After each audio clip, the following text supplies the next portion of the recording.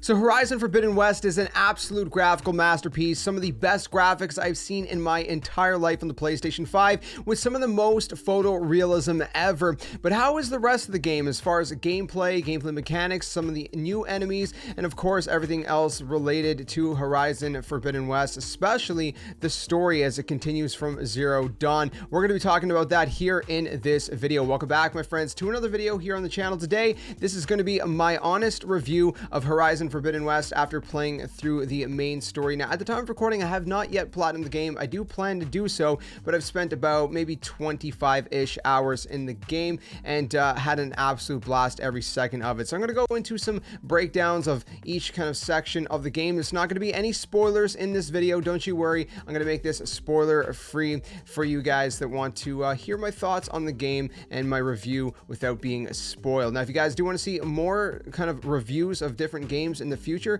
be sure to let me know in the comment section below or just by leaving a like on this video. And if you guys are new around here, be sure to subscribe for more gaming content. We talk about the games and play the games here on the channel. Speaking of Horizon Forbidden West, you can see my entire playthrough if you wish. There will be a playlist linked down in the description below. Okay, with all of that out of the way, let's jump into the review. So as I said in the intro, this game is an absolutely graphical masterpiece. It has some of the best looking visuals I've ever seen in my life, some of the best particle effects, some of the best lighting, and just everything else in between. Now, I did play it on quality mode because I wanted to have the best visual experience. I didn't care to have a higher frame rate for this game because the graphics were just so good that I didn't want to change it. Now, you could change it if you guys want to, going for the 60 FPS version, dumbing down the graphics a little bit. I did play it on the PlayStation 5, and like I said, I've never seen a game look so good in my life. The photorealism is just absolutely incredible with these character models, especially when you get close-ups of the faces.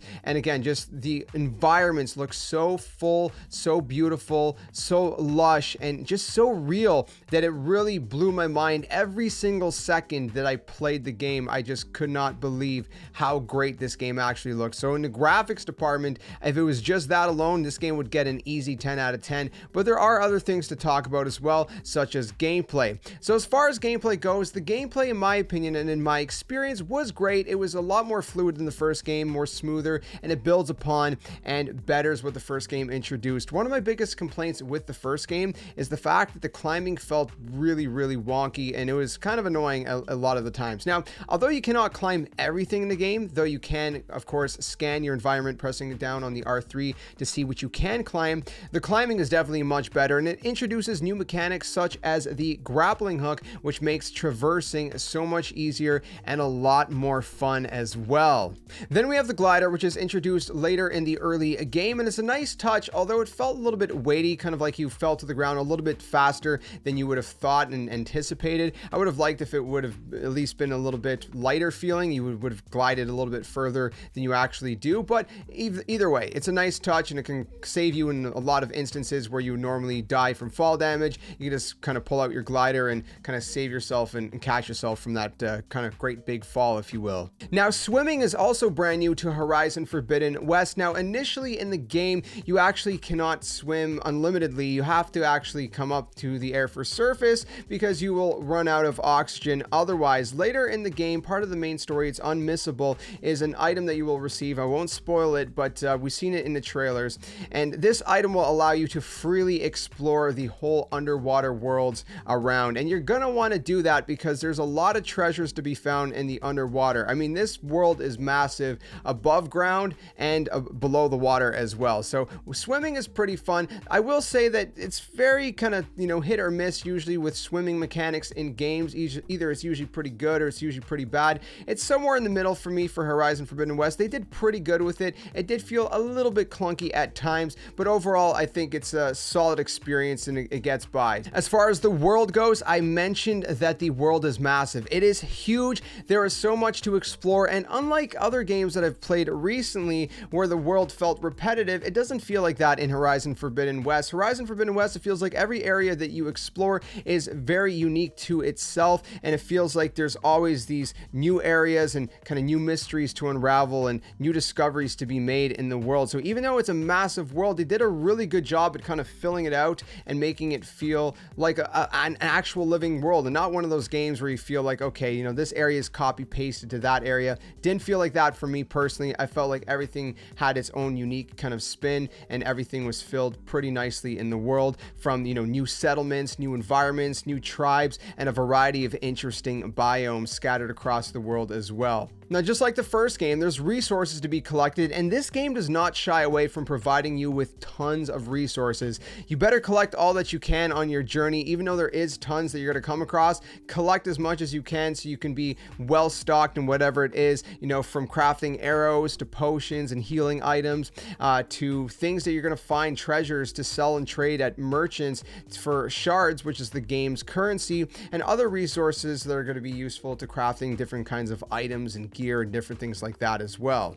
As far as quests go, well, quests are split up into multiple sections. Just for an example, they're split up into your main story quests, your side quests, errands, jobs which you can actually make at shops to find missing parts for gear that you need, salvage contracts, rebel camps and settlements, and much more. There's a variety of different sections that these quests are kind of split up into, and quests will typically give you rewards that will range from anywhere from XP and skill points to other kinds of useful items that you may need, and all kinds of different things around that realm. So just like the first game, you earn skill points, and skill points are used in the skill tree, and this skill tree is very, very interesting and impressive in my opinion, and it's split up into 6 categories. So you have warrior, trapper, hunter, survivor, infiltrator, and machine master. And the beauty of this is you can focus whatever you want, whatever skills you want that best cater to your playstyle, because the skill tree is split up into these different 6 kind of individual trees. And so the skill tree is very well made in that sense, because again, if you're more of a stealth player, then you can get the skills that kind of cater more towards that first, or if you're more of an aggressive player, you can kind of shape up your tree more towards that area first, or whatever way you want. So as far as gear goes, gear works similarly to Zero Dawn. There's different rarities for your gear. You have different kinds of gear. So you have, for example, a hunter bow or a sharp shot bow, which are 2 different kinds of bows that are meant for 2 different kinds of attacks and encounters. So it's kind of typically ideal to have, you know, a variety of different weapons on you, even if it's 2 different kinds of bows, because those 2 different bows are going to work in conjunction with each other in different scenarios. So you're going to want to kind of swap between the 2. And of course, there's different elemental attacks and abilities that are attached that, you know, one bow might have, you know, let's say ice element, and then another bow might have poison, for example, and different enemies in the environment, which we're going to talk about in a second, are going to be weak to different elements. And so that's why you want to have as much of a variety of weaponry in your arsenal as you possibly can. Of course, coils have also returned, which are basically these perks that you can apply to your weapons, and they can range from a wide variety of different things. And then weaves are going to be your perks basically that you will apply to your clothing. So again, kind of similar to Zero Dawn, how that works, and kind of a nice touch to customize and build your character how you see fit, and kind of again cater it towards your playstyle. As far as the variety of weapons go, we got, you know, of course, your spear, your bow, your blast sling, your trip casters. There's a bunch of different things like that. New weapons such as the spike thrower, which I highly recommend. It's an absolute blast to use, and it really does pack a punch. There's a variety of new items that you will obtain naturally through your story progression, such as that grappling hook that I mentioned, that'll make the game that much more interesting and just more enjoyable. It's very, very cool, some of the items that they introduced in this game. As far as the enemies go, if you played Zero Dawn, you're familiar with the machines. So we have the machines, and we also have humans that we're going to be facing off against in this game. And as far as the machines go, of course, you have the kind of returning machines from the first game, but you also have brand new ones that are very, very interesting. So they've expanded the roster of enemies and machines you're going to fight. And again, all these different enemies, all these different machines are going to be weak to different elemental attacks. So if you scan them, you can actually see, first of all, where their weak points are, which are going to be highlighted in yellow. And then you can also see what they're going to be weak against, and also what they're going to be strong against, because they might actually be resistant to, let's say, electricity, for example, but weak to something like, I don't know, poison, right? So you know that you don't want to use electricity against them, but you do want to use poison, and that will be kind of like your safe bet to kind of finishing the fights a little bit more easily. So be sure to keep an eye out on that when you play through the game. So without spoiling it too far, some of these new machines are really epic, and they take place in boss fight formats, and they are grand. I mean, they are epic scales that'll have you on the edge of your seat and kind of wondering, are you going to make it through this fight? They're just absolutely insane. They are so much fun to kind of fight against and play against, and they're just really, really cool. We actually seen a couple of them in the trailers, so if you've seen the trailers, you know exactly what I'm talking about.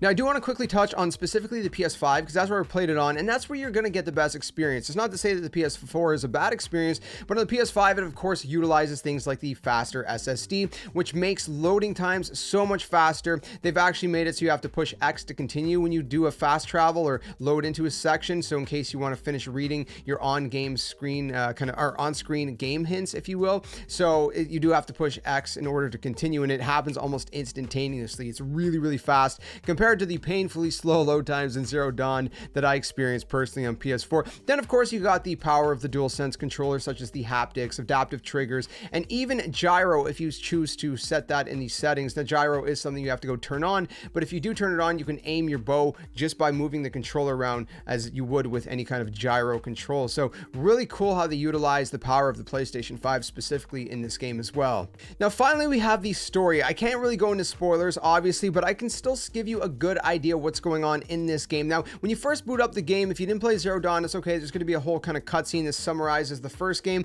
That said, I would still highly recommend playing the first game to get a deeper kind of knowledge and familiarity with the story and what's going on in this world and whatnot. But the story continues basically where the first one left off, but it's a kind of few months later in the future. I think it's like 6 months into the future. And basically, without going into any spoilers, there's a serious problem, and there's still this present threat that needs to be dealt with. And that introduces new elements, new characters, and it all greatly expands and deepens the story unlike anything before. It is actually pretty impressive how much they've really deepened the lore and the story in this game. Now, again, it's kind of difficult to explain without spoiling it, but the new characters, the new story elements introduced in this game, like I said, vastly deepens the lore and the story to a point where I feel like I just couldn't get enough of it. I was really intrigued.